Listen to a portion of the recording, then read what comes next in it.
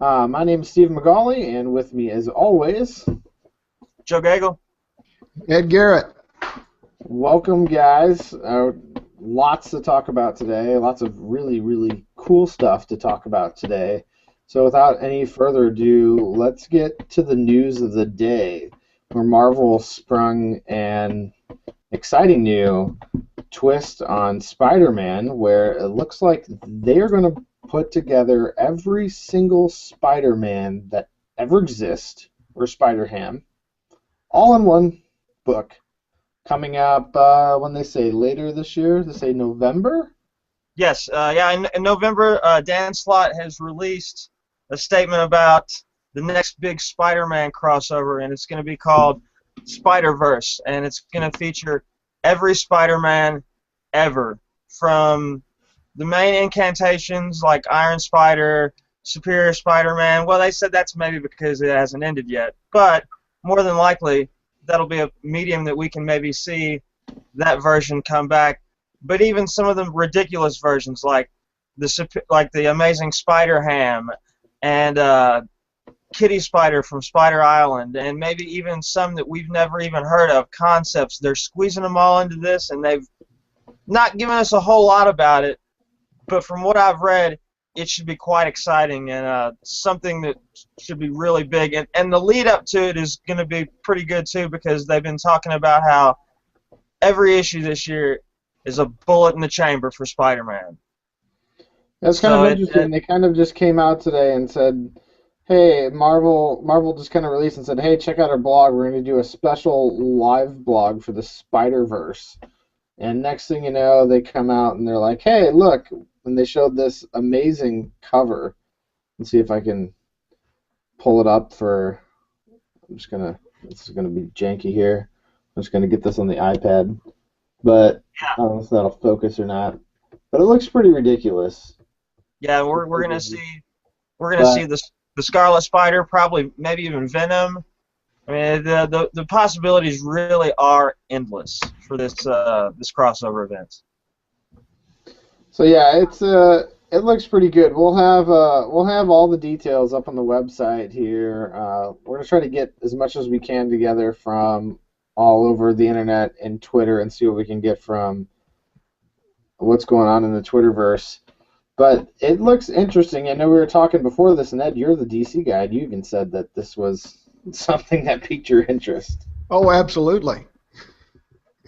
Yeah, this looks like a lot of fun. This maybe this will be where I jump onto the Spider-Verse and check it out, because I've never gotten really into the Spider-Man thing. I know I'll get massacred for saying that, but it's never something I got into. There's too many crossovers for me, so maybe this will be interesting to read all of them in one. So it's going to be cool. Well, I guess we'll get more details as time goes on. It's not coming out till November. So right now we just have a really cool cover concept. But so that's the big Marvel news for the day. We had some pretty cool stuff going on in the DC world as well, with Spider-Man Unchained and Batman and Robin, right? Well, Superman Unchained, yeah. Superman Unchained? Yeah, I can't read my own handwriting. It's terrible. I just need to start. That's okay. In Superman Unchained, stop drinking before podcasts. That can help. One or the other. I'm doing mineral water here. You know, this segment is brought to you by Pellegrino. When I blow a couple of dollars on a bottle of water, I buy Pellegrino. I've been threatening to do that for a while. At any rate, with Superman Unchained, there's this character called Wraith, who is a Superman-like creature who came to Earth decades ago. Was grabbed by an organization that now is headed up with Sam Lane, or at least a Sam Lane lookalike, and he is very much an American-only protector, and he's butted heads with Superman in the past. This one is a huge battle while every nuclear missile on the face of the Earth was being launched, literally every missile. And so Superman's wanting to save the world. Wraith just wants to save the U.S. and winds up fighting Superman over it. It's a pretty cool book. This one turns out Superman Unchained is going to be a limited edition series. It's not going to be an ongoing, and that's really sort of a shame, because this has been pretty cool. The other book that really caught my attention this past week was what was called Batman and Robin until Damian died, and now it's Batman and the name of a guest star. This one was Batman and Aquaman, and what's happening is Ra's al Ghul has grabbed Damian's body and Talia al Ghul's body, wanting to put them in the Lazarus pit or do something to bring them back. Batman wants them to rest in peace. He's tracking Ra's down, and actually did track him down with the help of Aquaman, but the battle is not over yet, and it's leading to even more team-ups coming up. And this has really turned into a fun series. When Damian died, I thought this series was done for, and instead it's gained a new life with some team-ups that we haven't seen a lot since the last time we were doing Brave and the Bold with Batman teaming up with folks. So it's a lot of fun. Awesome. So, what do we have to look forward to this week as far as Marvel goes? We have Spider-Man coming out in November, but what's coming up this week, Joe? Well, this week we've got Survive, which is almost like an intern issue for the aftermath of the Ultimate crossover event Cataclysm. We've got an all-new Ghost Rider volume. The Uncanny Avengers Planet X storyline kicks off. The trial of Jean Grey is going to conclude in Guardians of the Galaxy. We have Superior Spider-Man number 30 closing out almost with that, and a brand new volume of Silver Surfer. Looking forward to the trial of Jean Grey ending. It's going to be awesome. And what do we have coming up with DC, or with Indies? Well, actually, with both.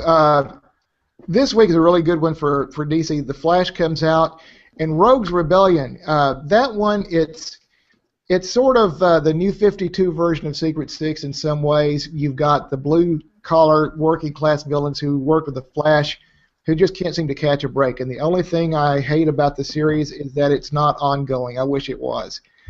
Superman is out. Justice League Dark, which is really a great book, is out. Teen Titans has ended the trial of Kid Flash, and they've got one more thing to find out before they go back to their own time.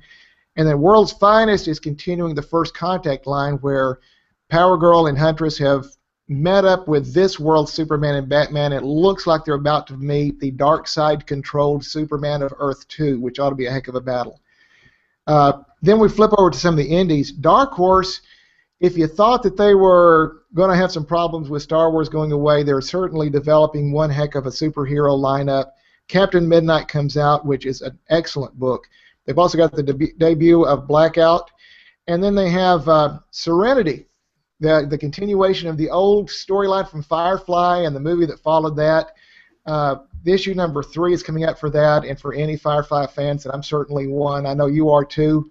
Yeah, huge fan. I am going to be getting caught up on all those books. I haven't read any of them, but I will be putting something up sometime this week, time permitting, as this is the craziest week. Oh yeah. But yeah, that's going to be my next favorite book. That'll be great. Tomb Raider is coming out with the 2nd issue. Then over at Dynamite, you've got Doc Savage, and you've got the last issue of Legends of Red Sonja. I've loved this anthology.